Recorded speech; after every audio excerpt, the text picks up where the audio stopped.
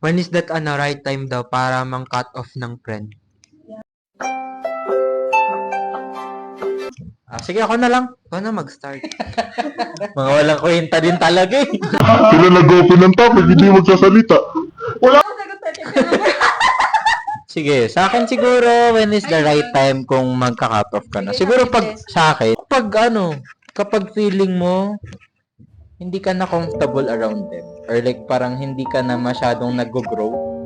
Hindi ka na, alam mo, hindi ka na parang okay na makasama sila. Kasi kung friend kayo, di ba? Mas more on uncomfy ka na kaysa nag- Oo. Kumbaga, hindi ka na open na makipag-usap sa kanila everyday.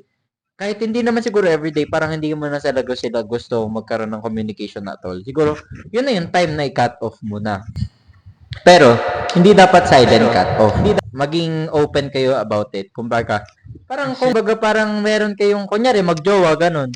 Kung may closure, siguro kung bago ka mang cut off, siguro silent cut off na tayo. Sorry, Tom. Kaya nga, Sabi nung ayoko na.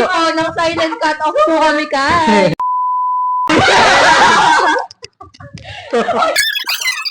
Ano ko, kapag mong ka-cut off, kapag hindi nagbayad ng